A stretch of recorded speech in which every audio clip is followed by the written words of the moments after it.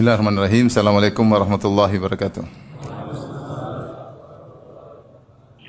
Alhamdulillahi ala ihsani wa syukru lahu ala taufiqihi wa amtinani. Asyhadu an la ilaha illallah wahdahu la syarika lahu ta'ziman li sya'nih. Wa asyhadu anna Muhammadan abduhu wa rasuluhu da'ila ridwanih. Allahumma salli alaihi wa ala alihi wa ashabihi wa ikhwanih. Hadirin dan hadirat yang dirahmati Allah Subhanahu wa taala, pada kesempatan kali ini kita akan bahas tentang sabar dan 3 macam model sabar. Sungguhnya di antara ibadah yang sangat agung adalah sabar. Begitu agungnya sampai Allah Subhanahu wa taala sebutkan tentang sabar dalam Al-Qur'an lebih dari 90 kali. Sekali saja disebutkan sudah merupakan ibadah yang agung, apalagi jika disebutkan sampai 90 kali tentang sabar. Oleh karenanya sabar salah satu ibadah yang sangat mudah memasukkan dalam surga. Ibadah yang pahalanya tanpa batas. Kata Allah Subhanahu wa taala, "Innama yuwaffas sabiruna ajrahum bighairi hisab." Sungguhnya orang yang bersabar diberikan ganjaran tanpa batas.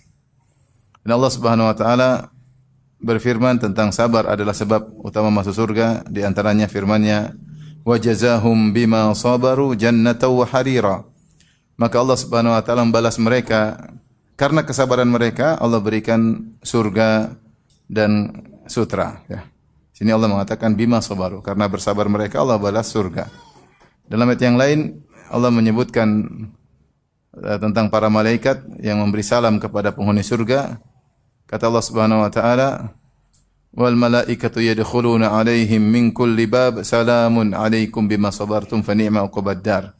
Dan para malaikat menemui para penghuni surga dan menyampaikan salam kepada para penghuni surga. Mereka berkata, "Salamun alaikum," keselamatan atas kalian, "bima sabartum," karena kesabaran kalian. Itu kalian selamat sampai di surga, selamat dari kebinasaan, selamat dari kesulitan, selamat dari kesedihan. Kalian di puncak kebahagiaan. Kenapa? Bima sabartum, karena kesabaran kalian. Demikian juga ketika Allah sebutkan tentang ibadur rahman, ciri-cirinya ibadur rahman sangat banyak. Di penghujung Allah berkata, "Ulaika yujzaunal ghurfata bima sabaru." Mereka itulah orang-orang yang diberikan ganjaran al-ghurfah. Al-ghurfah itu surga yang tinggi. Bima sabaru, karena kesabaran mereka. Sehingga sabar adalah salah satu cara paling cepat masukkan orang dalam surga, karena pahalanya tanpa batas. Dan di dunia Allah Subhanahu wa taala mengabarkan tentang orang-orang yang sabar, "Innallaha ma'as sabirin." Allah bersama orang yang sabar, yaitu Allah akan menemani mereka, kemudian menguatkan mereka, menolong mereka, yaitu al-ma'iyah al-khassah, yaitu kebersamaan khusus. Allah membersamai mereka dengan kebersamaan khusus. Maksudnya Allah sertakan dengan pertolongan, ya, dari Allah Subhanahu wa taala. Demikian juga Allah berfirman, "Wallahu yuhibbus sabirin." Allah mencintai orang-orang yang sabar. Semakin seorang bersabar, semakin dicintai oleh Allah Subhanahu wa taala. Maka dari sini kita perlu belajar bagaimana agar kita bisa lebih bersabar. Karena dunia ini memang dunia adalah ujian, ya. Hidup ini adalah apa? Ujian. Memang kita diciptakan untuk diuji, ya, untuk diuji. Ikhwan dan akhwat yang rahmati Allah Subhanahu wa taala, para ulama menjelaskan bahwasanya sabar ada 3. Sabar ada 3. Yang pertama namanya as-sabru ala ta'ah, kesabaran dalam jalan ketaatan. Yang kedua as-sabru anil ma'siyah, yaitu sabar untuk meninggalkan kemaksiatan. Dan yang ketiga as-sabru ala aqdarillahil mu'limah, sabar menghadapi ujian-ujian dan musibah-musibah yang menyakitkan hati, yang tidak menyenangkan hati. Ini 3 model kesabaran, dan ketiga-tiganya berlaku terkait dengan ayat-ayat yang tadi kita sebutkan. Yaitu 3-tiganya pahalanya tanpa batas. 3-tiganya merupakan sebab utama masuk surga. 3-tiganya sebab dicintai oleh Allah Subhanahu wa taala. 3-tiganya merupakan sebab untuk mendapatkan kebersamaan khusus dari Allah Subhanahu wa taala. Namun dari 3 model ini, manakah sabar yang paling afdal? Apakah sabar dalam jalan ketaatan, ataukah sabar meninggalkan kemaksiatan, ataukah sabar ketika terkena musibah? Banyak orang menyangka namanya sabar cuma kalau terkena musibah. Banyak orang menyangka demikian. Kalau saya bilang sabar, maksudnya sabar dalam menghadapi musibah. Padahal sabar tidak terbatas pada itu saja. Ada sabar yang lain, yaitu sabar dalam jalan ketaatan, Ada juga sabar meninggalkan maksiat selain sabar menghadapi musibah. Syekhul Islam Ibnu Taimiyah rahimahullahu taala menyebutkan bahwasanya sabar tadi terbagi menjadi tiga. Tiga ini bisa kita klasifikasikan menjadi dua juga, menjadi dua. Yang pertama disebut dengan as-sabru al-ikhtiyari, sabar pilihan. Yang kedua disebut dengan as-sabru al-idtirari, itu sabar terpaksa. Sabar pilihan, sabar terpaksa. Yang dimaksud dengan sabar pilihan yaitu dia ada milih untuk sabar atau tidak. Untuk sabar atau tidak, untuk melakukan atau tidak. Dan yang dimaksud dengan sabar pilihan itu dua, yaitu sabar melakukan menjalankan ketaatan dan sabar meninggalkan maksiat. Ibarat misalnya kita lagi di rumah, kemudian terdengar kumandang azan subuh, as-salatu khairum minan naum, ya, salat lebih baik daripada tidur. Kita punya pilihan. Bangun menuju ke belakang, siap-siap berwudu untuk masjid, atau kita melanjutkan tidur. Punya pilihan enggak? Punya pilihan. Makanya ketika kita memilih untuk bangun kemudian pergi ke masjid, berarti kita bersabar memilih untuk ke masjid. Namanya disebut sabar pilihan. Karena ada pilihan yang kedua yang bisa kita lakukan, yaitu lanjutkan tidur. Ini namanya sabar al-ikhtiyari. Dia memilih sabar. Demikian juga sabar meninggalkan maksiat. Dia juga termasuk sabar al-ikhtiyari. Seperti kita di depan internet, depan kita ada klik, tinggal mau klik ada film India atau film Korea. Kita mau klik nonton atau tidak? Kita bisa ngeklik nonton, bisa tidak. Ada pilihan. Ketika kita tidak mengklik, berarti kita sabar meninggalkan apa? Maksiat. Sabar meninggalkan maksiat. Itu kita lagi sedang duduk di kafe, tiba-tiba ada perempuan cantik. Terus kita mau lihat atau tidak? Kita punya pilihan. Mumpung istri nggak ada ya. Mau melihat atau tidak? Kalau kita menundukkan pandangan, berarti kita memilih tidak melihat. Itu namanya sabar meninggalkan maksiat. Atau kita melanggar, kita lihat. Berarti kita tidak sabar. Ini namanya as-sabru al-ikhtiyari, sabar pilihan. Sabar yang model kedua, klasifikasi kedua adalah sabar as-sabru al-idtirari, sabar terpaksa. Sabar terpaksa terkait dengan sabar terkena musibah karena kita enggak ada pilihan. Kecolongan uang, enggak ada pilihan. Sakit, enggak ada pilihan, ya udah tinggal terima. Enggak ada pilihan sehat atau sakit. Kalau sakit atau sakit enggak ada pilihan. Diomelin istri, ada pilihan? Tidak ada, ya sudah, mau gimana lagi? Enggak ada pilihan. Sabar. Ini sabar terpaksa. Ya enggak? Ada pilihan enggak Bapak? Enggak ada. Itu namanya sabar terpaksa. Terkena musibah itu namanya sabar terpaksa. Ditinjau dari sisi ini, maka as-sabr al-ikhtiyari, sabar pilihan lebih afdol daripada sabar terpaksa. Paham? Kenapa? Karena terpaksa kita nggak ada pilihan, ya sudah tinggal kita jalani. Tapi kalau sabar pilihan dia bisa milih melakukan atau tidak. Maka ditinjau dari sisi ini, maka sabar pilihan lebih afdal daripada sabar terpaksa. Ya. Oleh karenanya Ibnu Taimiyah rahimahullah menyebutkan apa yang dialami oleh Nabi Yusuf alaihissalam, beliau mengalami 3 model sabar. Di antaranya beliau mengalami sabar al-idtirari, sabar terpaksa. Apa yang dialami oleh Nabi Yusuf alaihissalam, dia dimusuhi oleh kakak-kakaknya. Dia enggak ada pilihan. Dihasadin oleh kakak-kakaknya, enggak ada pilihan. Dilemparkan dalam sumur, dia enggak ada pilihan. Dia enggak ada pilihan, ya sudah mau diapain, melempar dalam buka bajunya lempar dalam sumur. Dipisahkan dari ayahnya yang sangat dia cintai oleh kakak-kakaknya, kakaknya pisahin dia agar jauh tidak dilihat lagi oleh Nabi Yakub alaihissalam. Dia tidak ada pilihan. Ini semua adalah sabar terpaksa dan dia menjalaninya dengan penuh kesabaran. Dia menjalani dengan penuh kesabaran. Taib. Dia diuji juga dengan sabar meninggalkan maksiat. Nah, ini baru sabar pilihan. Ketika diuji dengan wanita yang sangat cantik jelita, yaitu Imra'atul Aziz. Ada yang mengatakan namanya Zulaikha, ada yang mengatakan namanya yang lain pula. Intinya dia Imra'atul Aziz, istri dari seorang pejabat tinggi di Mesir ketika itu, yang sangat cantik jelita yang Allah abadikan dalam surat Yusuf. Farawadatul lati huwa fi baiti an nafsi wa ghallaqatil abwab wa qalat haytalak. Sebagaimana sudah pernah kita jelaskan dalam banyak pengajian. Intinya wanita tersebut sangat cantik jelita, sudah cantik kemudian dia menghiasi dirinya. Kemudian Yusuf masih muda.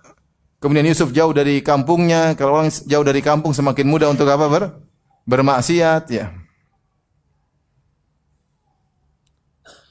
Kemudian tidak ada yang lihat, wa ghallaqatil abwab, semua pintu sudah tertutup. Kemudian sang wanita agak maksa, ya, ngancam, ya. Subhanallah. Yang lebih parah, sang wanita sudah di puncak hasrat dan Nabi Yusuf juga kata Allah wa hamma biha. Yusuf juga sudah tergerak hasratnya. Dia muda, di depan dia wanita cantik. Laula an ra'a burhana rabbih. Kalau bukan dia melihat petunjuk dari Allah Subhanahu wa taala, tapi dia memilih untuk meninggalkan maksiat. Maka dia pun kabur, wastabaqal baba, kemudian dia kabur menuju pintu untuk melarikan diri. Akhirnya ditariklah baju dari belakang. Sabarnya Yusuf meninggalkan maksiat, meninggalkan rayuan Zulaikha atau Imratul Aziz, ini lebih afdal daripada ketika Yusuf sabar dilempar dalam sumur.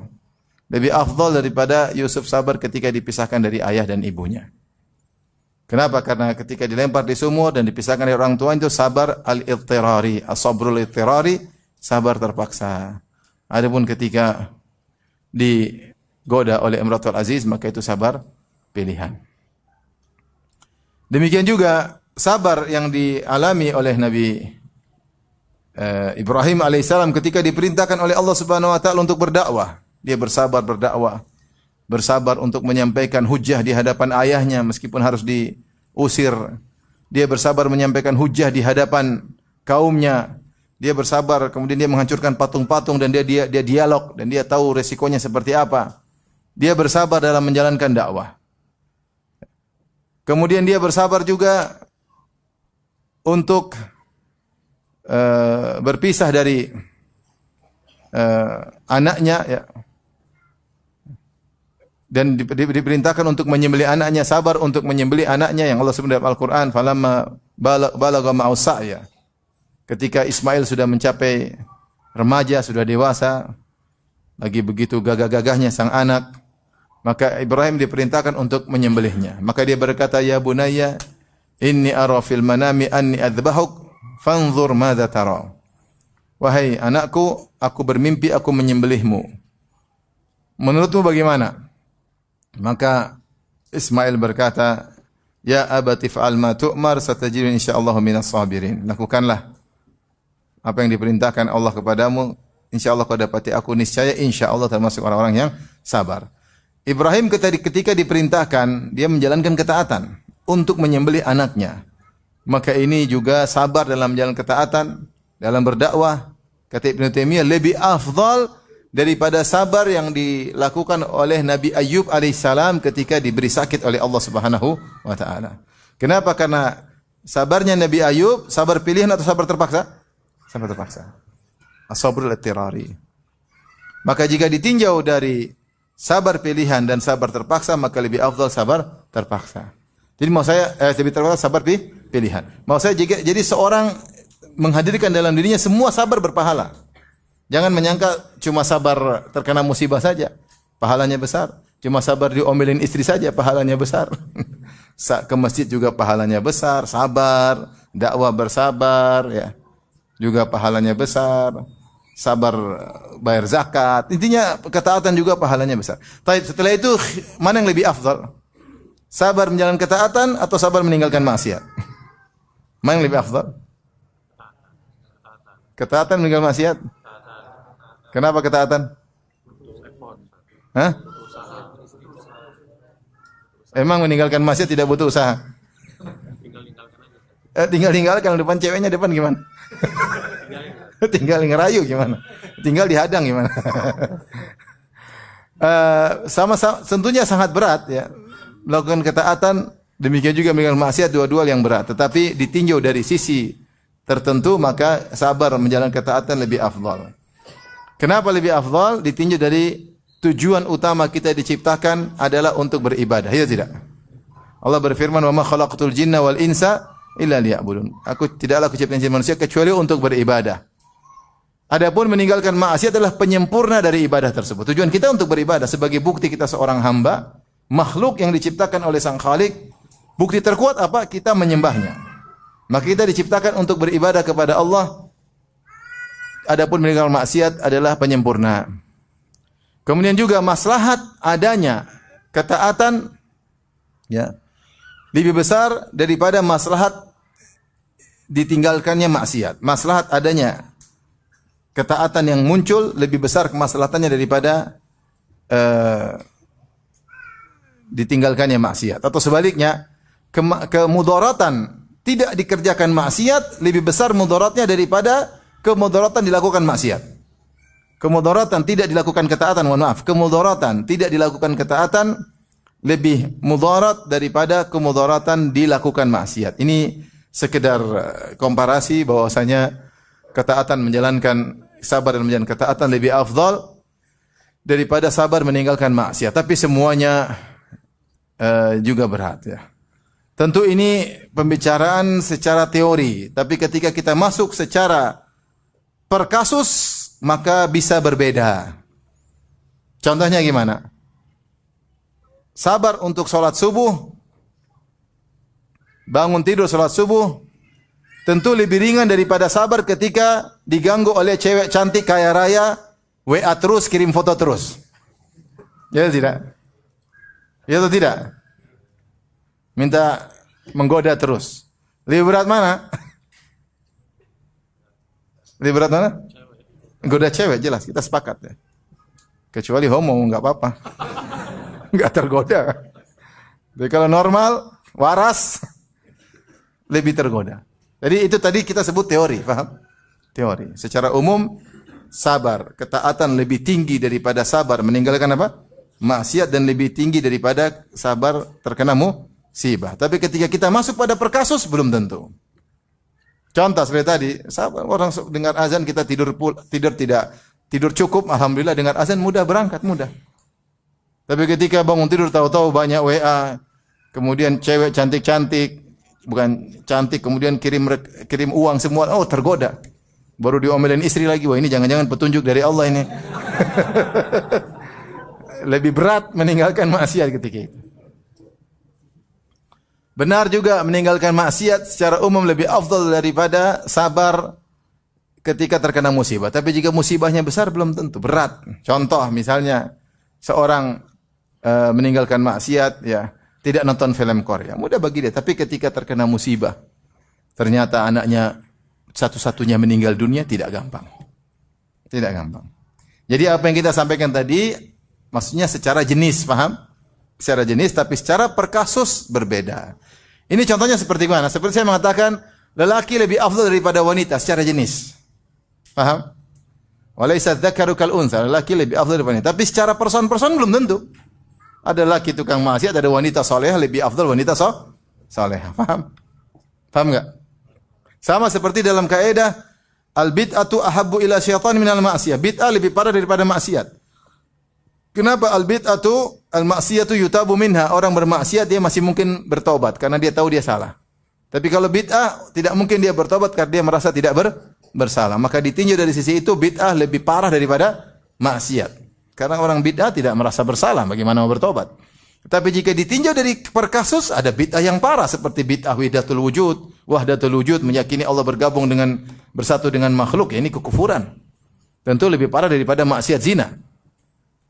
Paham? Jadi ketika kita berbicara secara teori tadi, maksudnya secara jenis sabar melakukan ketaatan lebih afdal daripada jenis sabar meninggalkan apa? Maksiat. Dan lebih afdal yang paling rendah sabar ketika mendapatkan musibah. Tapi ketika kita menuju kasus per kasus, terkadang bisa berubah. Tergantung besarnya musibah, atau beratnya meninggalkan maksiat, atau beratnya ketaatan yang harus dilakukan. Baik, sekarang kita bahas yang pertama. Tentang sabar menjalankan ketaatan. Sabar menjalankan ketaatan, Allah sebutkan dalam ibadah, Allah sebutkan dalam banyak ayat. Bahkan kebanyakan ayat dalam sabar terkait dengan sabar menjalankan ketaatan. Kebanyakan ayat sabar dalam Al-Quran terkait dengan sabar menjalankan ketaatan. Di antaranya Allah berfirman, Rabbus samawati wal ardi wa ma bainahuma fa'buduhu wassabir li'ibadatihi hal ta'lamu lahu samiyya. Dalam surat Maryam. Kata Allah Subhanahu wa taala, Rabbus samawati wal ard, dialah penguasa langit dan bumi, pencipta langit dan bumi, wa ma bainahuma, dan apa yang ada di antara keduanya. Fa'buduhu, beribadalah kepada Allah karena Dia yang menciptakan langit dan bumi, karena Dia yang mengatur alam semesta, maka Dialah yang hendaknya beribadah di tempat beribadah kepadanya. Kemudian kata Allah, wastabir li ibadatih, dan bersabarlah dalam beribadah kepadanya, sabar. Di sini Allah mengatakan bukan wasbir tapi wastabir. Dan kita tahu dalam kaidah bahasa jika ada tambah huruf berarti tambah kekuatan, yaitu sabar yang lebih lagi, bukan sekedar wasbir li ibadatihi tapi wastabir, kuatkanlah dirimu untuk bersabar untuk beribadah kepada Allah Subhanahu wa taala. Kenapa? Karena banyak hal-hal yang memalingkan engkau dari ibadah. Dan benar, sekarang ini banyak fitnah yang membuat kita malas beribadah. Bukankah Rasulullah SAW bersabda, al-ibadatu fil harji ka hijratin ilayya. Beribadah di zaman fitnah seperti hijrah kepadaku. Ibadah di zaman fitnah seperti hijrah kepadaku. Kenapa? Karena di zaman fitnah banyak orang tidak beribadah. Banyak orang sibuk ngurusin apa? Fitnah. Ada apa dengan fitnah? Bagaimana perkembangannya? Inilah kita sekarang di zaman medsos, tiap hari ikut fitnah. Waktu kita untuk nonton fitnah, untuk menikmati fitnah, untuk mengomentari fitnah, untuk membicarakan fitnah, fitnah wanita, fitnah harta, fitnah politik, fitnah macam-macam, sehingga melalaikan kita dari beribadah. Akhirnya kita kurang baca Quran, akhirnya kita susah sholat malam, akhirnya kita kurang zikir. Tiap hari zikir manusia, bukan zikir Allah Subhanahu wa taala. Dan itulah yang terjadi. Makanya untuk sabar dalam ibadah butuh ekstra energi. Allah mengatakan wastabir li ibadati, bersabar dalam beribadah. Bersabar dalam beribadah. Allah juga berfirman tentang salat misalnya, wa'mur ahlaka bis salati wastabir 'alaiha. Perintahkanlah keluargamu untuk salat dan bersabarlah dalam salat. Sabar dalam salat, sabar dalam merintahkan anak istri untuk salat, dan seterusnya. Jadi kalau kita perhatikan ayat-ayat tentang sabar, ayat-ayat sabar kebanyakannya tentang sabar dalam beribadah. Lebih banyak daripada sabar dalam meninggalkan maksiat atau sabar dalam menghadapi apa? Musibah. Yang paling banyak adalah ayat sabar untuk beribadah. Kita akan sebutkan contoh-contoh ayat-ayat sabar, semoga menjadi perhatian kita semua. Yang pertama, misalnya Allah suruh bersabar untuk salat. Allah suruh bersabar untuk salat.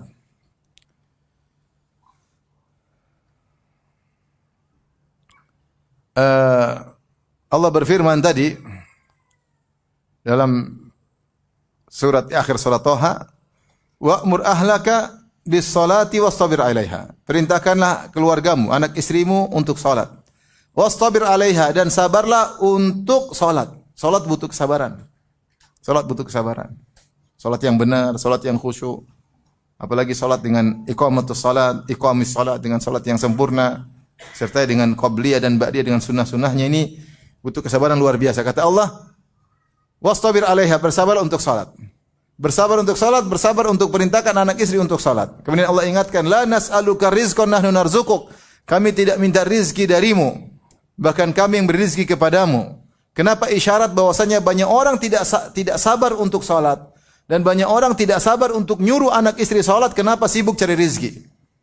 Sibuk cari rizki. Karena banyak kerjaan, banyak nyeles, ya, banyak kegiatan, banyak proyek, lupa untuk nyuruh anak istri salat.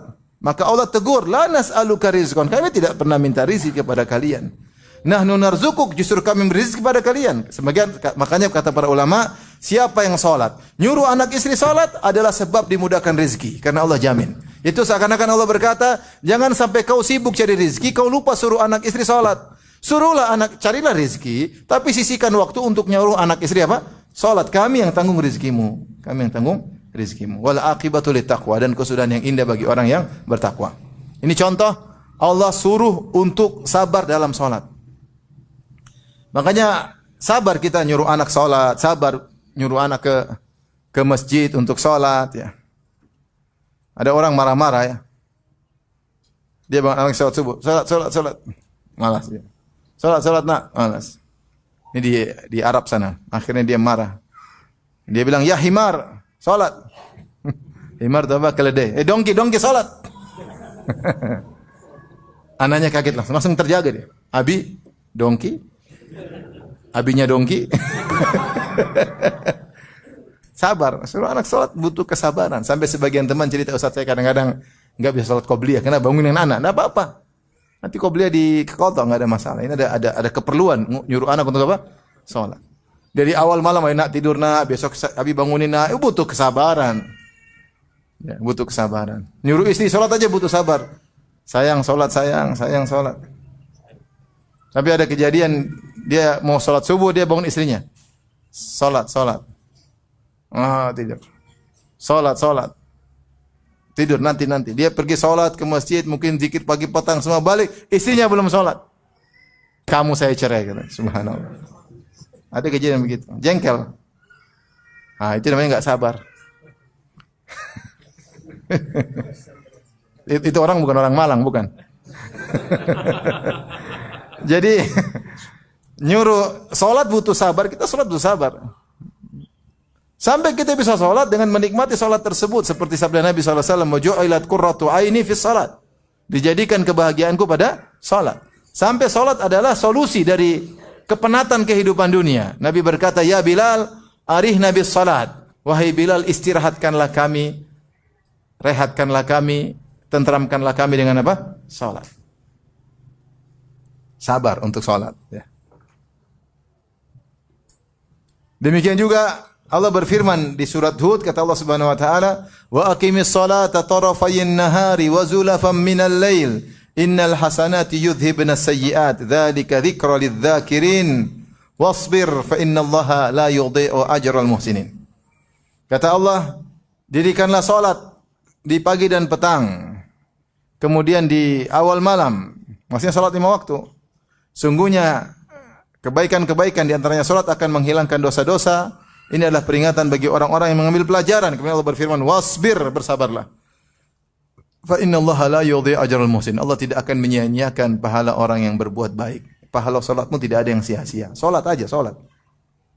Orang mungkin sedang mengumpulkan harta, kau kumpulkan pahala salat.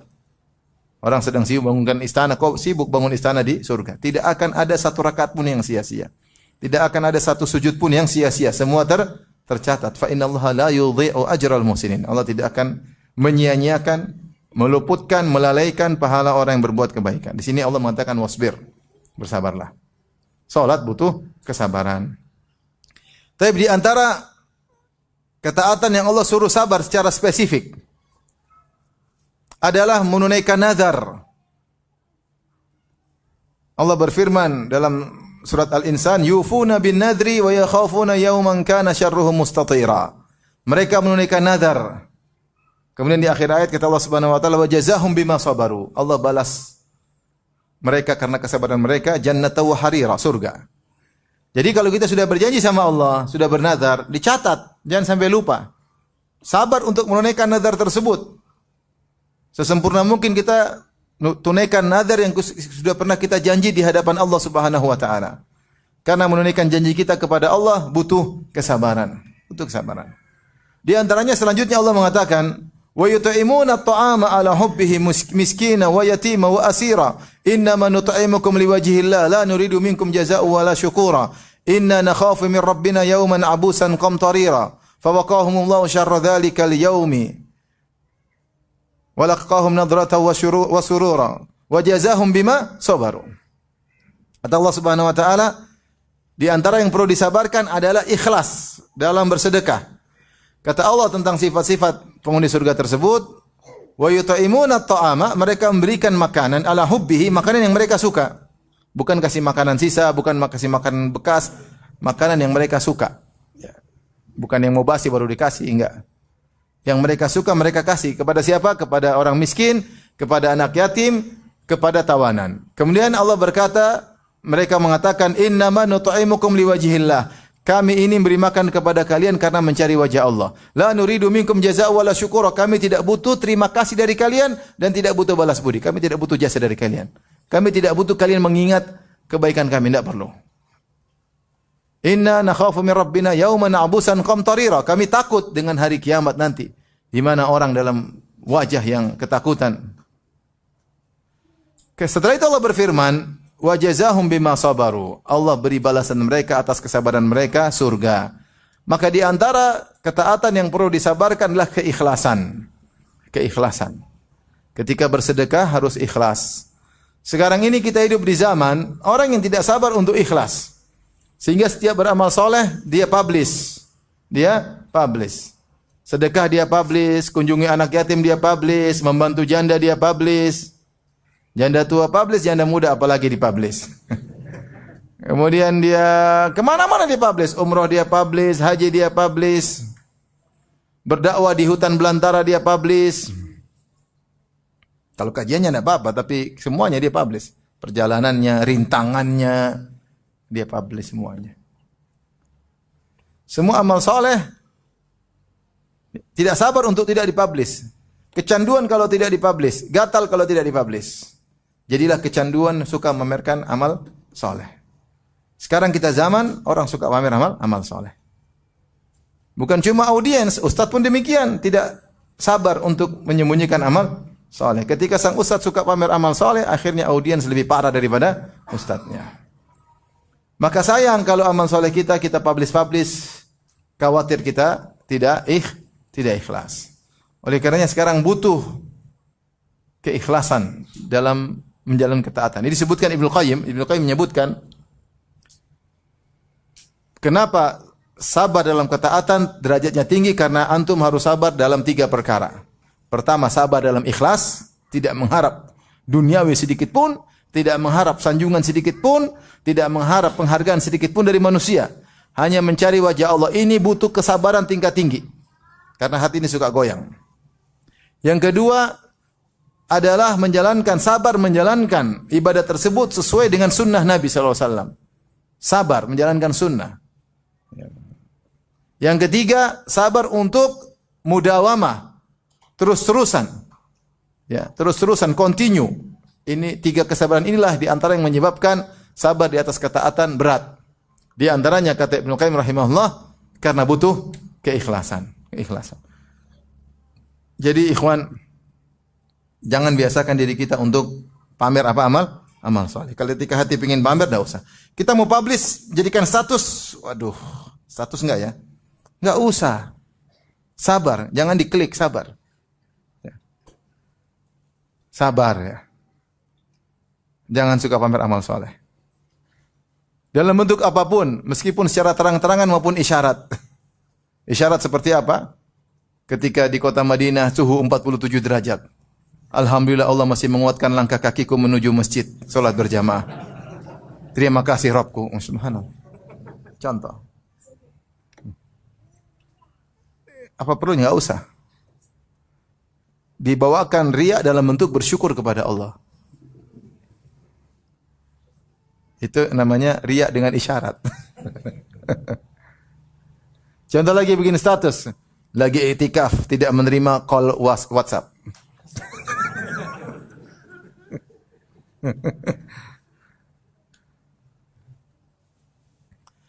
Atau bangun jam 3 malam terus bikin status baru. Akhirat lebih baik daripada dunia. Maksudnya jadi antum sabar. Sabar, jangan pamer amal soleh. Kalau ada orang cerita nama saya, antum jangan terpancing. Assalamualaikum, waalaikumsalam. Alhamdulillah, saya sudah haji 5 kali loh. Dalam hati, saya sudah 20 kali. 5 kali. Oh, Masya Allah, alhamdulillah. Ya udah. Hati ini ingin cerita, kamu 5 kali juga bu, hajinya pun melanggar semua. Pakai visa ziarah, sama visa pekerja, sama visa percepatan, semua pelanggaran. Itu saja pamer-pamer. Maksudnya, enggak usah lah. Enggak usah. Jadi terkadang kita terpancing mau pamer, enggak usah. Sabar, ikhlas, sabar. Sabar untuk tidak mengharap, kata Ibnu Qayyim, sanjungan manusia sedikit pun, sabar. Itu butuh kesabaran untuk ikhlas. Lihat Allah mengatakan wa jazahum bima sabaru, mereka sabar bersedekah karena Allah, tidak mengharapkan sanjungan. La nuridu minkum jazaan wala syukura. Kami tidak butuh dari kalian balas budi maupun terima kasih. Ini juga ketika kita bersedekah, kita sabar. Sedekah kasih misalnya kerabat, kakak, adik, orang tua, kayak siapa, kayak jangan berharap mereka bilang terima kasih, enggak usah. Latih diri kita untuk tidak mengharap terima kasih dari mereka. Bagaimana caranya? Dengan kita merubah mindset kita. Kalau kita sedekah itu, mereka yang berjasa kepada kita. Karena dengan kita bersedekah, kita lebih diuntungkan daripada dia. Dia paling cuma buat berobat atau untuk makan selesai. Dia dapat manfaat sebentar. Kita manfaat banyak. Pahala banyak. Dapat keuntungan di dunia, dilipat gandakan terkadang sedekah kita. Rezeki tambah lancar. Dijauhkan dari kematian yang buruk. Kemudian nanti di alam barzah merasakan hasilnya. Di akhirat apalagi banyak. Jadi yang diuntungkan kita bukan dia. Maka kita rubah mindset sehingga kita tidak berharap, tidak merasa di atas ketika memberinya, dan tidak perlu mengharap balas budi dari dia. Oleh karenanya Aisyah radhiyallahu anha diriwayatkan ketika dia bersedekah, dia kirim budaknya, dia bilang, tunggu apa yang diucapkan oleh orang yang kita sedekahin terus. Yang kita sedekahin tadi. Maka budaknya nunggu, kemudian disedekahi, berdoa kebaikan buat Aisyah. Kemudian budaknya lapor, wahai Aisyah, wahai Ummul Mukminin, tadi waktu saya kasih sedekah, dia berdoa untuk Anda begini-begini. Aisyah balas doanya. Karena dia ingin pahala sedekahnya murni, tidak terpotong dengan doa orang tersebut. Maka dia balas doanya dengan doa tersebut, doa yang sama. Artinya tidak berharap sedikit pun terima kasih dari orang tersebut. Untuk begini tidak gampang. Apalagi kita sudah bantu orang, ternyata orang itu balas kita dengan keburukan, gibahin kita. Waduh, sakit hati. Sudah dibelikan sarung, masih gibahin kita. Lupa kemarin yang lunas saya hutang dia siapa. Lupa waktu dia sakit yang antar ke rumah sakit siapa. Kita mau bicara ini tapi tahan diri. Karena sudah gitu kita man wal adha, akhirnya pahala kita hilang. Jadi maksud saya dalam menjalankan ketaatan butuh kesabaran. Di antara ketaatan yang butuh kesabaran adalah menyambung silaturahmi. Allah sebut dalam surat Ar-Ra'd, ketika Allah memuji para penghuni surga, Allah berkata, "Wassalamun alaikum bima sabartum." Keselamatan atas kalian karena kesabaran kalian. Apa sifat-sifat mereka? Di antara sifat-sifat mereka kata Allah Subhanahu wa taala, ya,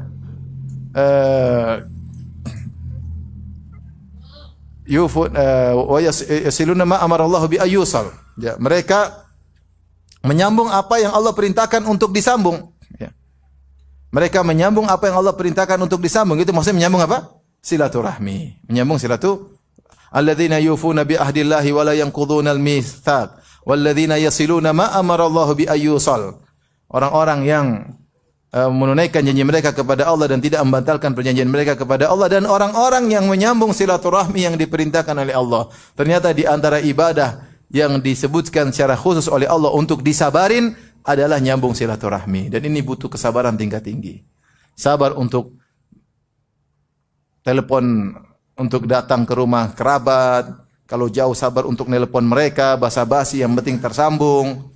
Kalau ada rezeki, sabar untuk memberikan kepada mereka hadiah, kebaikan disambung kepada mereka. Sabar untuk mendengar keluh kesah mereka.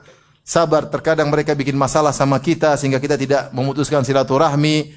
Butuh perjuangan untuk menyambung silaturahmi. Ya.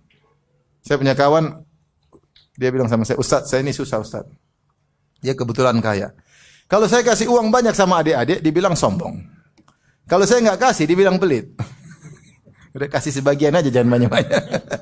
Artinya kasih aja, mau dibilang sombong biarin aja. Bukan sombong, kita lagi sayang. Ya. Jadi silaturahmi butuh kesabaran. Harus mengalahkan ego, apalagi masalah sama adik. Maunya kita yang kakak, adik yang minta maaf, tapi enggak, kita karena Allah. Saya kan kakak, kamu adik yang kesini doang. Enggak, jangan begitu. Kita sabar menyambung apa? Silaturahmi. Ini contoh yang Allah sebutkan. Di antara amal soleh yang Allah perintah untuk sabar, Allah sebutkan di antara sifat-sifat ibadur rahman adalah salat malam. Ya Allah mengatakan, walladzina yabituna li rabbihim sujjada wa qiyama.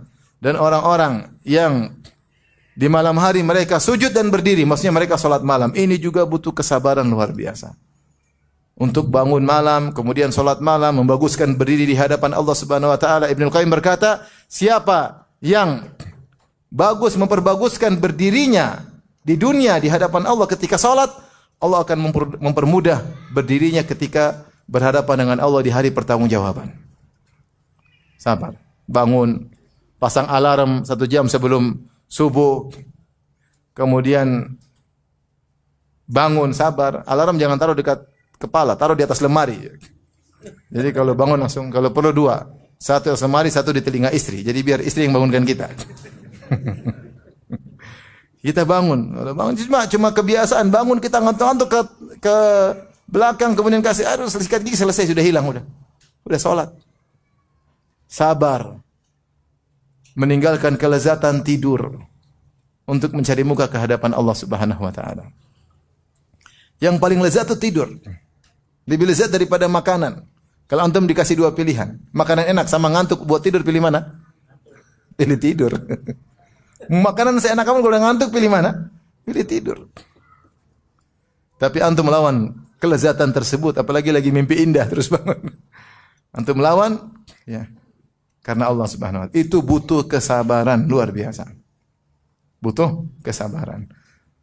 Tapi ini semua sekedar sampel aja sebagai contoh, ya. Sabar dalam jalan ketaatan memang butuh kesabaran. Sekarang berdakwah juga butuh kesabaran, ya. Taib. Di antara bentuk perintah Allah, sabar yang paling berat, Allah sebutkan di akhir surat Al-Imran. Kata Allah Subhanahu wa taala, "Ya ayyuhalladzina amanu sabiru wa sabiru wa rabitu wattaqullaha la'allakum tuflihun." Wahai orang yang beriman, bersabarlah. Isbiru. Allah mengatakan wasabiru dan muqawamah. Sabiru itu di antara tafsirannya yaitu lawan kesabaran mereka dengan kesabaran kalian, jangan sampai kalah. Yaitu musuh sabar, kalian juga sabar. Isyarat bahwasanya musuh-musuh dakwah juga butuh, mereka juga sabar. Maka jangan sampai kalian kalah dengan kesabaran mereka. Itu di antara makna wasabiru, karena dia wazan fa'ala mufa'alah, yaitu saling sabar. Sabarlah engkau sebagaimana mereka sabar. Ternyata Allah sebutkan para ahlul batil yang berdakwah mendakwahkan kebatilan juga sabar. Contoh Allah sebutkan orang-orang musyrikin dahulu, di antaranya kaum Nuh. Wa qalu la tadharunna alihatakum wa la tadharunna wadda wa la suwa'a wa la yaghutha wa ya'uqa wa nasra. Kata pembesar-pembesar kaum Nabi Nuh menghasung anak buah mereka dengan berkata, la tadharunna alihatakum. Jangan sekali-sekali kalian meninggalkan sembahan-sembahan kalian. Jangan sekali-sekali kalian menyembahkan Wat, Suwa, Yaguth, Ya'uq, Nasr. Lima sesembahan di zaman Nabi Nuh. Ayo sembah terus, sembah. Jangan dengar si Nuh, terus sembah. Jadi mereka sabar untuk menyembah berhala. Sabar atau tidak? Sabar. Sabar untuk syirik. Di zaman Nabi juga Allah sebutkan, "Wantalaqal mala'u minhum animshu wasbiru ala alihatikum. Inna hadza la syai'un yurad." Kata Allah Subhanahu wa taala, berjalan sebagian pembesar-besar mereka dan berkata, "Animshu, ayo jalan. Wasbiru ala alihatikum." Sabarlah dalam menyembah Tuhan-Tuhan kalian. Sabar. Sabar, jangan dengar Muhammad. Dalam ayat yang lain mereka berkata, "In kada la yudhilluna laula an sabarna 'alaiha." Dalam surat Al-Furqan. Kata Allah Subhanahu wa taala, orang-orang musyrikin berkata, hampir-hampir Muhammad menyesatkan kita, subhanallah. Hampir-hampir kita disesatkan oleh Muhammad kalau bukan karena kita sabar di atas kesyirikan. Jadi mereka sabar enggak? Sabar. Bukan cuma antum aja yang sabar. Mereka juga sabar. Di antaranya Allah sebutkan mereka juga berinfak. Kata Allah Subhanahu wa taala, "Innal ladzina kafaru yunfiquna amwalahum liyasuddu an sabilillah, fasayunfiqunaha thumma takunu 'alaihim hasrah, thumma yughlabun. Wal ladzina kafaru ila jahannama yuhsyarun." Sungguhnya orang-orang kafir mereka berinfak di jalan syaitan untuk menghalangi manusia dari tauhid, dari jalan Allah. Fasayunfiqunaha, sungguh mereka akan menginfakkan harta mereka. Kemudian infak tersebut akan menjadi penyesalan bagi mereka, justru menggiring mereka ke neraka jahanam. Tsumma yughlabun, kemudian mereka akan dikalahkan di dunia dan di akhirat mereka lemparkan dalam neraka jahanam. Jadi mereka juga sabar berinfak. Maka kalau ahlul batil juga bersabar,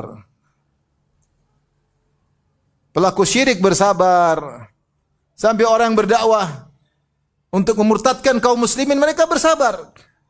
Ada seorang dai, dia sudah merasa hebat, dia berjalan ke hutan belantara untuk dakwah.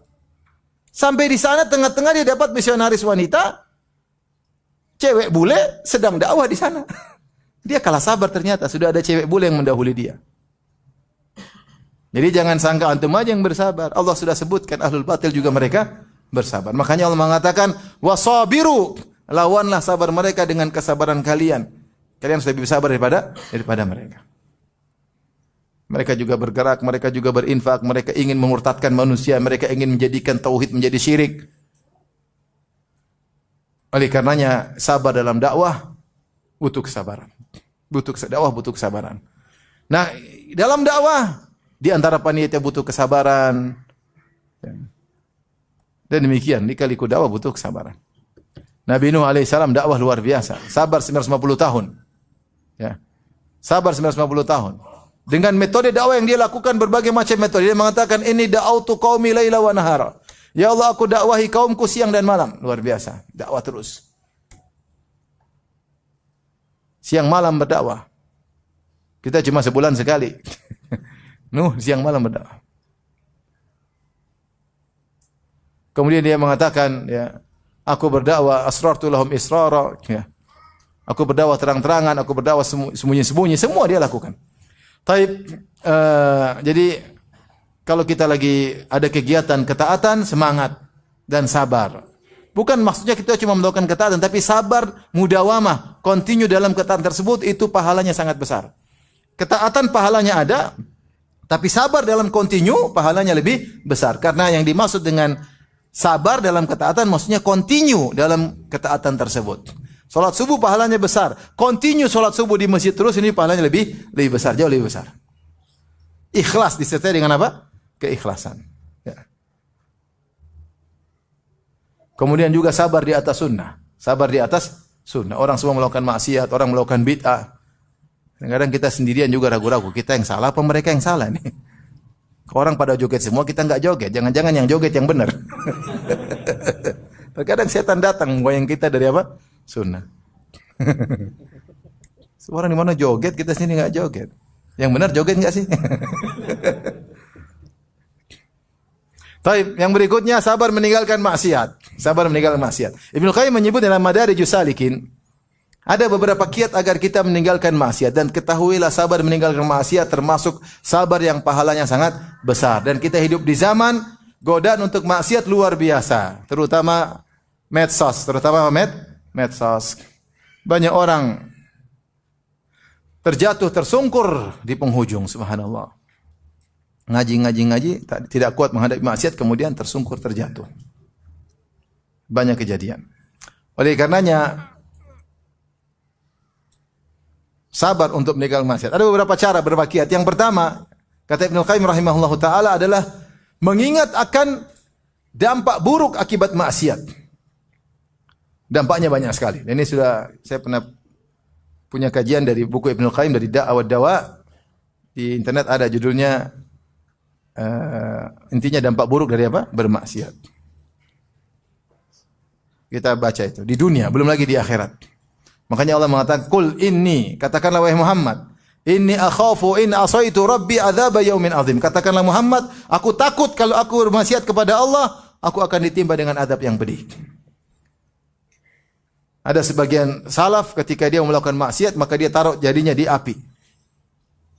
Dia tidak kuat meletakkan tangannya di api, tentu sangat panas. Siapa yang kuat? Kita taruh jari di api, tentu kita kepanasan. Api dunia sih kita enggak kuat, apalagi api apa? Akhirat. Sabar. Ada seorang kawan menasihati kawan-kawannya. Kawan-kawannya suka ke luar negeri, kemudian dia khawatir kawan-kawannya berzina di luar negeri. Maka dia ngobrol sama kawan-kawannya. Dia bilang, menurut kalian kalau orang berzina sebab masuk neraka enggak? Oh iya, sebab masuk neraka. Zina. Taib, zina taruhlah 15 menit, setengah jam, taruhlah waktu tidak lama, zina. Bisa bikin masuk neraka enggak? Bisa. Taib, kalau masuk neraka kira-kira berapa lama di neraka? Mungkin 100 tahun? Mungkin. 1000 tahun gara-gara 15 menit? Mungkin. 1 juta tahun? Mungkin. Maksudnya neraka ini tidak ada penghujungnya, tidak ada abadi. Baru mereka mulai mikir, subhanallah. Gara-gara kenikmatan sebentar bisa mengkonsekuensikan azab yang sangat panjang. Mikir. Maka di antara cara agar orang meninggalkan maksiat, dia pikir dampak ini cuma bukan di akhirat, dunia juga. Dan kalau di akhirat bahaya. Bahaya. Ada orang melakukan riba.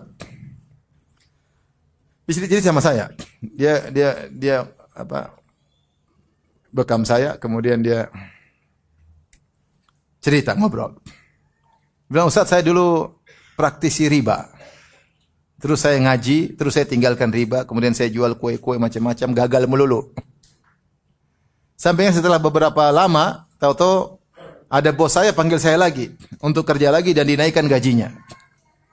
Ketika itu saya goyang. Saya bilang istri saya, gimana? Jangan mas, riba. Gimana ini? Siapa tahu boleh, darurat. Iya, siapa tahu boleh. Kata istrinya. Tapi supaya kau pasti tanya dulu sama Ustaz. Siapa tahu ada lampu hijau. Karena darurat, kita jualan nggak laku terus ini. Siapa tahu darurat boleh riba. Subhanallah, saya goyang. Maka saya pergi ke Ustaz. Dia cerita sama saya. Ustaznya saya kenal juga. Ustaz, ini Ustaz kondisi begini, susah begini. Boleh nggak saya kerja lagi di instansi ribawi? Kata Ustaz, kamu kan tahu apa dosa riba? Tahu Ustaz. Apa dosa? Dosa riba diantaranya seperti seorang mendatangi ibunya sendiri. Coba diulang. Dosa riba diantaranya seperti mendatangi ibunya sendiri. Coba diulang. Kenapa Ustaz? Kamu nggak ngerti. Tahu nggak? Riba itu kamu zinai makmu sendiri. Kaget. Langsung dia tinggalkan. Hidup cuma sebentar. Alhamdulillah masih bisa makan, masih bisa minum. Tidak usah cari uang yang haram. Masih gemuk, alhamdulillah. Yang haram enggak, saya enggak siap dihisap. Alhamdulillah, saya masih bisa makan, masih minum. Namun orang sekarang melakukan maksiat, syubhat diembat, haram ditembak, malas tahu. Taib. Jadi maksud saya, di antara hal yang buat kita meninggalkan maksiat, kita ingat dampaknya. Contoh sederhana sekarang saya mengatakan, dampak nonton aurat wanita yang tidak halal. Laki-laki nonton film Korea, nonton film India, nonton film box office, nonton ya, mulai nakal-nakal nonton trial-trialnya dulu, akhirnya begitu sudah ada nonton langsung. Habis waktu nonton, lihat cewek-cewek, lihat taib, maksiat dia lakukan, dia ngumbar, lihat wanita-wanita yang cantik-cantik, kenikmatan dia dapatkan, kelezatan, kepuasan hawa nafsunya melihat wanita cantik. Tapi lihat dampaknya di dunia seperti apa? Belum di akhirat, baru dampak di dunia. Dampak di dunia, dia pulang ke rumah, istrinya jadi jelek. Padahal istrinya memang tidak begitu cantik. Begitu dilihat cewek cantik, tambah jelek. Tadi istrinya putih, sekarang pulang kelihatan seperti donat gosong. Wah, udah tambah parah lagi. Lihat cewek-cewek Korea kayak boneka-boneka, lihat istri dia, kayak gini ya. Apa salah mata saya apa gimana? Iya, itu maksiat. Akhirnya tidak berhasrat sama istri. Yang menderita siapa? Dia yang menderita. Akhirnya dia terpacu lagi, nonton lagi, hidup dalam khayalan tidak pernah dia rasakan. Dia tidak pernah bisa menikahi wanita Korea tersebut. Hidup dalam khayalan, rumah tangga kacau. Kenikmatan Allah cabut karena itu baru di dunia. Terus kecanduan nonton. Istri yang Allah sediakan yang halal tidak bisa dia nikmati. Penderitaan atau bukan? Penderitaan. Sampai ada yang telepon saya, Ustaz gimana? Aduh, saya tergoda sekali sama wanita Ustaz. Rugi saya cuma lihat doang, cuma bisa ngiler Ustaz, nggak bisa dicicipin. Iya, itulah maksiat. Cuma bisa ngiler, tidak bisa apa? Dicicipin. Yang ada es krimnya nggak bisa. Es krim di rumah nggak bisa dirasa. Sudah nggak enak, sudah tawar, hambar, pahit sekarang. Gara-gara sering ngumbar apa? Pandangan. Itu contoh sederhana. Bahwasanya maksiat mendatangkan penderitaan di dunia. Belum di akhirat. Sampai ada kawan cerita, ada orang-orang non-muslim yang kerjanya berzina. Sampai kalau lihat istrinya, mohon maaf, dia tidak bisa berhasrat sama sekali. Sampai ke dokter bagaimana bisa lihat istrinya seksi luar biasa, buka-bukaan, tapi dia sudah sering berzina, istrinya hambar. Tidak ada rasa sama sekali. Bagaimana kalau kemudian dia sudah tua, sudah rusak, kasihan. Jadi maksiat itu hanya mendatangkan apa? Penderitaan. Di dunia, belum di akhirat, tidak ada ketenangan. Maka di antara cara kita meninggalkan maksiat, kita bilang kita hanya membuat diri kita menderita. Enggak usah diklik itu film Korea. Jangan diklik sama sekali. Jangan diklik film India. Jangan diklik film-film apa? Hollywood, jangan klik. Jangan dengar musik. Kalau dengar musik kecanduan. Al-Quran sudah tidak beri pengaruh lagi ke hati. Ini dengar musik joget lagi, kecanduan lagi, dengar lagi sebelum tidur murojaah musik, bangun tidur murojaah apa? Musik. Goyang sana, goyang sini. Gimana mau terenyuh dengar ayat-ayat Allah? Enggak ada, omong kosong. Omong kosong. Tidak akan berkumpul antara cinta dengan musik-musik dengan kecintaan terhadap Al-Quran. Sehingga kalaupun ada imam, imamnya suaranya jelek, padahal hatimu yang jelek. Maunya imamnya yang nyanyi seperti pemusik. Pengaruhnya luar biasa. Hati tidak tenang, hati tidak tentram. Jiwa biasa dimanja, akhirnya yang sudah manja senang-senang musik, pingin dimanja yang lain. Pingin inilah, nontonlah, pingin coba inilah, akhirnya jadi fly melulu di antara dampak maksiat. Maka ini di antara yang menyebabkan kita untuk berhenti, ingat dampaknya di dunia, apalagi dampaknya di akhirat. Kemudian di antaranya, agar kita meninggalkan maksiat, kita malu kepada Allah. Allah sudah berikan kita banyak kenikmatan. Kemudian kita gunakan kenikmatan tersebut untuk membangkang perintah Allah Subhanahu wa taala. Allah mengatakan, "Alam naj'al lahu ainain?" Bukankah kami telah menjadikan bagi engkau dua mata? Wa lisana wa syafatain, lisan dan dua bibir. Kemudian kita gunakan untuk memandang yang haram, kita gunakan untuk berbicara yang haram. Malu sama Allah Subhanahu wa taala. Makanya Nabi Yusuf alaihissalam ketika dirayu oleh Zulaikha atau Imratul Aziz, dia berkata apa dalam Al-Quran? Innahu Rabbi ahsana mathwaya. Sungguhnya Rabbku telah berbuat baik kepadaku. Di sini dua tafsiran. Ada yang mengatakan Rabbku maksudnya majikanku, yaitu suamimu baik sama saya. Bagaimana saya berkhianat kepada suamimu? Yang kedua tafsirnya innahu Rabbi. Sungguhnya Allah telah berbuat baik kepadaku. Bagaimana aku membalas kebaikan Allah dengan membangkang perintahnya, dengan berzina? Ya akhi, kalau Allah ingin cabut kenikmatan yang Allah berikan kepada engkau, mudah bagi Allah. Sementara kita dengan santainya menggunakan kenikmatan tersebut untuk membangkang perintah Allah. Berjam-jam kita di hadapan tontonan yang haram. Berjam-jam kita malaikat catat terus. Kita maksiat. Kita kerja maksiat, makan uang haram. Ngeri, hidup cuma sebentar. Oleh karenanya malu kepada Allah ketika kita menggunakan nikmat yang Allah berikan kepada kita justru untuk bermaksiat kepada Allah Subhanahu wa taala. Intinya kita butuh kesabaran menyabarkan diri kita. Itu ada sebab-sebab yang Ibnu Qayyim sebutkan dalam kitabnya Madarijus Salikin, ya. Madarijus Salikin. Dan beliau menyebutkan di antaranya agar kita tidak melakukan maksiat, kita menghadirkan cinta kepada Allah. Bukankah kalau kau tinggalkan maksiat, kau sabar Allah cinta kepadamu? Maukah engkau melunturkan cinta Allah kepadamu? Kalau kita maksiat, Allah semakin tidak cinta sama kita. Allah semakin meninggalkan kita. Tadinya Allah bersamamu, Allah tinggalkan engkau. Kalau sudah ditinggalkan oleh Allah, apa yang mau kita harapkan? Kemana kita mau bersandar? Maka jangan bermaksiat. Kalau maksiat kita ditinggal oleh Allah. Kita tidak sabar. Kalau sabar, Wallahu yuhibbus sabirin. Allah cinta orang bersabar. Sabar meninggalkan maksiat. Innallaha ma'as sabirin. Allah senantiasa bersama kita. Apapun ujian yang kita hadapi, Allah bersama kita. Kenapa? Kita sabar meninggalkan maksiat. Tapi begitu kita mulai hobi maksiat, tontonan atau pendengaran atau makan haram, kecintaan Allah semakin luntur pada kita. Bisa berganti dengan kemurkaan kepada kita, waliyadzubillah. Tapi yang terakhir adalah bersabar dalam rangka menghadapi musibah yang dibenci. Ada kiat-kiat agar kita bersabar menghadapi musibah yang kita benci. Saya sudah punya pembahasan, kajian khusus bisa dinonton nanti, tentang kiat-kiat ridha terhadap musibah. Kiat-kiat ridha terhadap musibah. Ada sekitar 10 kiat agar kita, saya tidak akan ulangi lagi. Tapi saya ingin sampaikan di sini perkataan Ibnu Qayyim rahimahullahu taala. Beliau berkata, "Hadhihi thalathatu asya' tab'atsul mutalabbis biha ala sabri fil bala." Ini adalah 3 perkara yang memotivasi orang yang terkena musibah untuk bersabar ketika terkena musibah. Yang pertama, ihdaha mulahadhatu husnil jaza. Memikirkan tentang balasan yang indah. Balasan yang indah. Intinya, orang yang diuji, ya, kalau dia bersabar, maka dia akan mendapatkan balasan yang indah di dunia maupun di akhirat. Maka sering kita dengar perkataan orang, pilihan Allah yang terbaik. Ini perkataan tidak 100% tepat. Yang benar adalah pilihan Allah adalah yang terbaik bagi orang yang bersabar.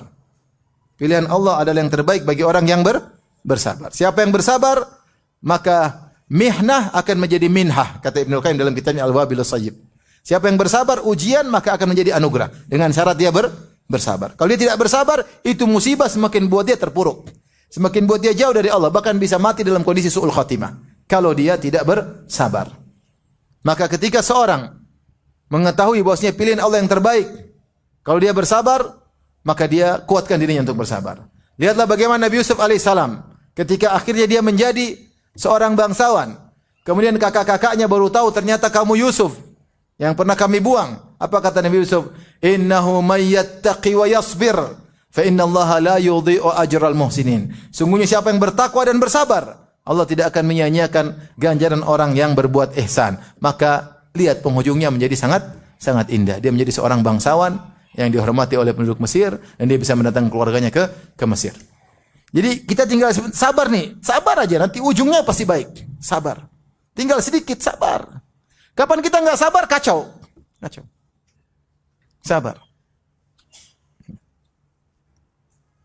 Allah berfirman tentang Bani Israel, "Wa tammat kalimatu rabbikal husna ala Bani Israil bima sabaru." Dan telah sempurnalah, telah tertetapkanlah ya ketetapan yang indah bagi Bani Israel bima sabaru, karena mereka bersabar. Ketika mereka bersabar, Allah beri kesudahan yang indah. Dan banyak contohnya. Saya juga ada kajian tentang bisa jadi kau benci sesuatu ternyata lebih baik. Dalam Al-Quran banyak contohnya. Contohnya di antara kisah Nabi Yusuf alaihissalam. Maka ketika kita sabar, ingat, jangan enggak sabar. Sabar ujungnya indah loh, sabar. Lewati aja. Sebulan, 2 bulan, sabar terus. Minimal ketika kita bersabar, pahala banyak sekali di akhirat. Mendongkrak kita untuk mudah masuk surga. Pahala banyak sekali. Nanti ujungnya pasti indah. Makanya Ibnu Qayyim punya perkataan yang menarik. Dia berkata, wa ajma'a uqala'u kulli ummatin ala anna an-na'ima la yudraku bin na'im. Seluruh orang yang cerdas dari umat ini, seluruh umat sepakat bahwasanya kebahagiaan tidak diraih dengan kebahagiaan. Tidak. Kebahagiaan diraih dengan kesusahan. Bersusah-susah dulu, kemudian bersenang-senang apa? Kemudian. Ya. Wa anna man rafaqar raha farakar raha. Siapa yang selalu pingin santai-santai, dia akan kehilangan kesantaian di kemudian hari. Wa hasala al-masyaqqa waqtar raha. Ketika dia pingin santai, dia malah mendapatkan kesulitan. Fidari raha, yaitu di hari akhirat, dia malah susah. Maka semuanya perlu perjuangan. Dan ketika kita bersabar, kita tahu ujungnya indah, kita sabar. Allah tidak kasih tahu ujungnya apa. Kita sabar. Tapi kita cara untuk bersabar pasti husnudzon, ujungnya indah, pasti ujungnya indah. Dan alhamdulillah antum saya rasa sudah diberi cobaan-cobaan kecil dari Allah. Bukan banyak cobaan kita lewati, ternyata ujungnya apa? Indah. Ada cobaan lagi kita lewati dengan sabar, ternyata ujungnya indah. Saat ini ujiannya berat. Kiaskanlah dengan yang sebelumnya. Sebelum jauh begini, insya Allah juga sekarang begitu, sabar. Baik, di antaranya